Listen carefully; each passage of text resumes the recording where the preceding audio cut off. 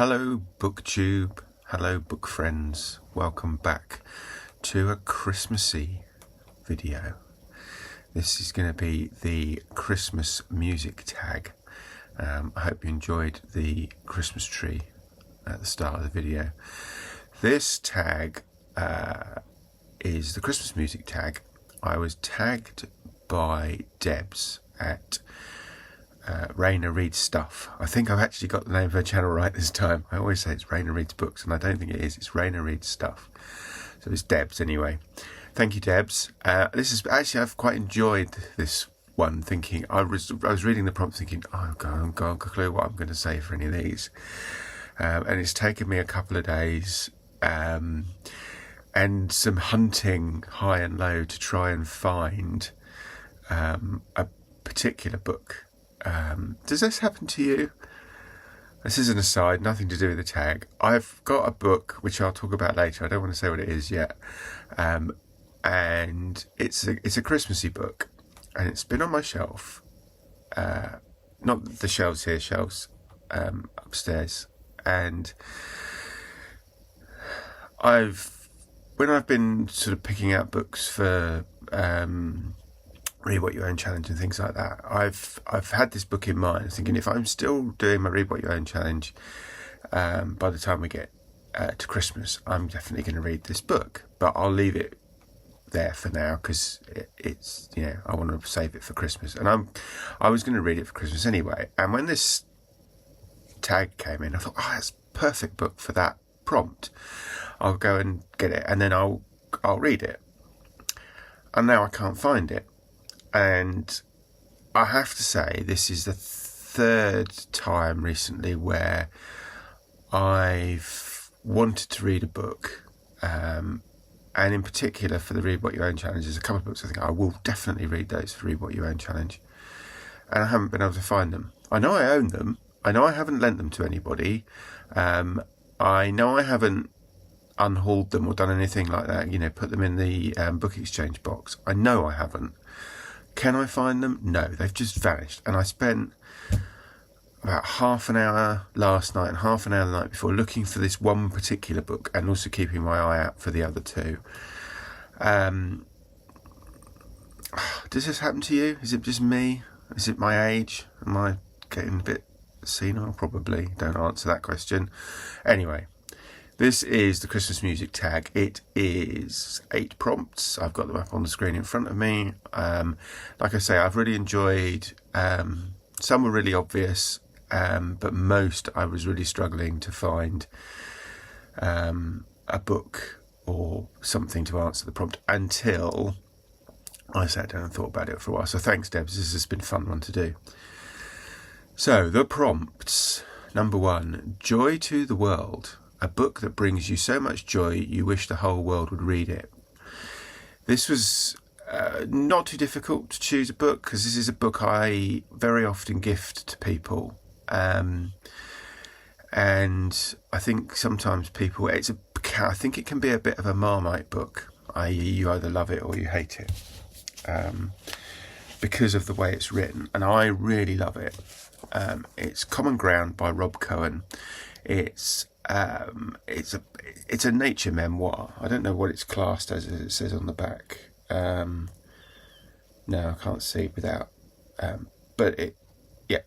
Memoir, nature writing. So exactly what I said. This was written. I'm going to actually read you. So, prologue, New Year's Eve. Maps transform us. They make birds of us all. They reveal the patterns of our existence and unlock our cages. If it wasn't for that map, a second-hand ordnance survey given as a Christmas present, maybe none of this would have happened. This is basically a story of the edgelands around Rob's home in Yorkshire. So it's the little patch of land, and there's can you see that little patch of land near where he lives, and it's written from his perspective. It's written from the perspective of others, and it's written on a perspective of the nature that lives in that place. And there is a bit of interchange between all of those things. So foxes and tramps and things like that. And I love this book. It's one of my favourite books. And as I say, it's one that I gift quite a lot. But because of all of what I've just said, the way it's written, I think sometimes people don't get it. And yeah, but I love it.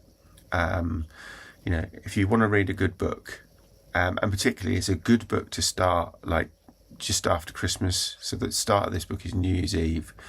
So if you were to get this book and start it after Christmas, it would really make sense. So yeah, I love this book. I think I've said that a few times. So yeah, that's my joy to the world.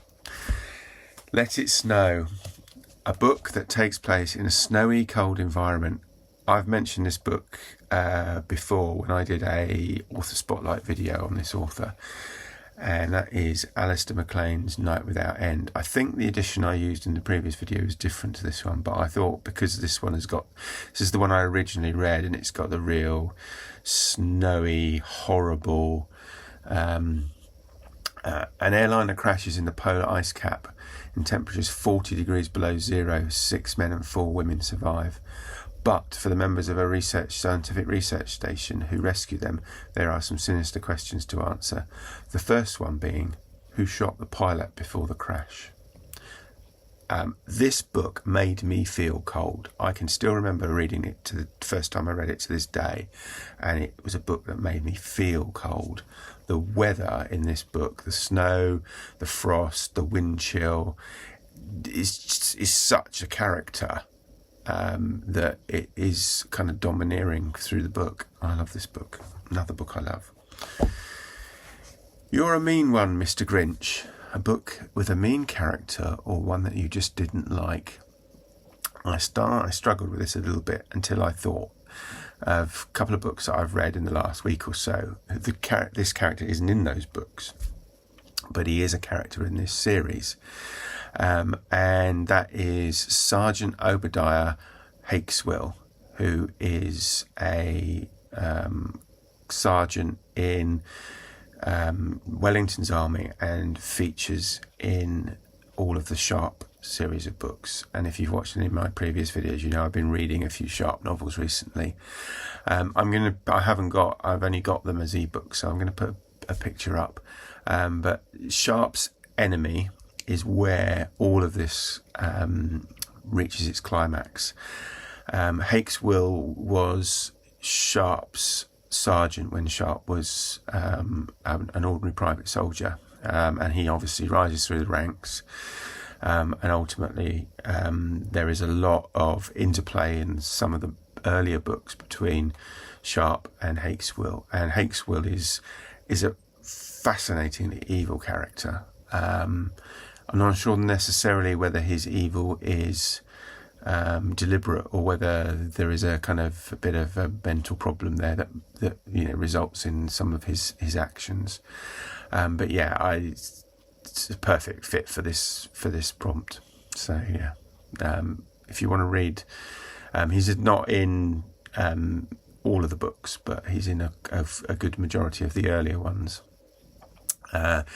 Prompt number 4. Santa Claus is Coming to Town, a book released soon you can't wait to read.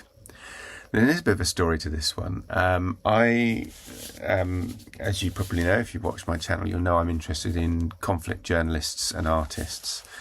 And Richard Tregaskis is one of those conflict journalists that I have a particular interest in, and this is a book that he wrote. It's a diary of his... It's a diary of what happened to him and the soldiers during the Guadalcanal series of battles in the Second World War between the Americans, predominantly the Americans, and the Japanese. And there is a biography that has been published of him by an author called Ray Boomhauer, who's written a number of biographies on conflict journalists. And I've been trying to get hold of a copy of this book for a little while. It's only just been published, and I had it on pre-order, And then I had an email to say that the pre-order had been delayed, and only by a week. And I was kind of, oh, that's all right, fine. And then I had another email after the week was up to say it's been delayed, and it's now not going to be available, or we're not going to be able to get you a copy for 6 to 8 months. And I'm like, what? So I cancelled the order. I thought I don't want to wait that long. I'll see if I can get it from somewhere else. Found somewhere else, and it is somewhere on an aeroplane, because it's published in America, so it's not relatively easy to get hold of. And I don't know whether I'm ever going to see it. At the moment, last I saw it was due to be shipped. So it's either on a boat or an aeroplane or somewhere between here and the States. It's due, the latest it's due to arrive, I think, is tomorrow. But I'm going to give it a little bit longer before I go back to the supplier and say it's what's happened. It's just, it seems to be stuck somewhere, but that sometimes happens with tracking on foreign books. They get so far and the tracking stops, and then the book just miraculously appears. So I'm hoping that's what's going to happen in this one. So Picture is the book that I want, and I'm really looking forward to reading it if I ever get hold of a copy. I don't quite know what I'm going to do if that doesn't happen. Maybe I'll have to wait 8 months and see if I can get it the previous way. Anyway, 12 Days of Christmas, a book of short stories. Oh, this was the easy one. The Just So Stories by Rudyard Kipling. If you don't know about this, I don't know, this must be ancient. When was it originally published? 1902. And it's all stories about animals, which is, well, mostly animals. So there's how the whale got his throat, how the camel got his hump, how the rhinoceros got his skin, and so on and so on. I don't know how many there are in total, but I love this book. I've had this book since I was a kid, and it's showing its age a little bit.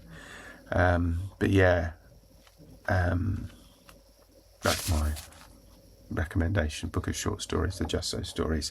Really good Christmas present for kids, I think. If you're kind of 7 or 8 years old and above, probably. I don't know whether that's what it's aimed at, but I think that was about how old I was when I read it. So yeah, good one. Number 6, The Little Drummer Boy, a book that brings back childhood memories. I've got 2, because I couldn't decide. And both of them have slightly Christmassy elements to them. So the first one is Oversea Under Stone by Susan Cooper, which is not Christmassy at all. It's set in a summer holiday in Cornwall, but it's part of the Dark is Rising sequence, which is 5 books. And the second book in the sequence, The Dark is Rising, is very much set over midwinter. Again, these are children's books, and I just love these. I reread them all the time. It's about there are constant and interchangeable characters throughout all 5 books. And the first one I read was the first in the sea, and I didn't realise it was part of a series at the time, and it's maybe because it wasn't, because I'm guessing it was written. Yeah, see, the first book was written in 1965, and then the second one wasn't published till almost 10 years later. So I think the first one was around, and probably the others had only just been published or were being published when I read the first one. So so that's that one. The other one I picked, which is is very much a wintry one, is Avalanche, and I'm going to have to look at this. It's by A. Rutgers van der Lof. I think I've pronounced that correctly. This is another book that I read as a child. And this is about group of kids in a village in, I think it's the Swiss Alps. I can't remember. I need to reread this. And there's an avalanche, basically, and this is kind of the story of what happens, and the devastation, and this kind of introduced me to the story of avalanches and what they were and all sorts of things. So yeah, those are my 2 picks for that prompt because I couldn't decide. And then we get to Deck the Halls, a book that has a party scene or takes place during a holiday. This is the book I can't find. This is the one that's gone walkabout all by itself. It's Partly Cloudy by Brian Forbes, and it's a comedy, basically a farcical comedy set over Christmas. And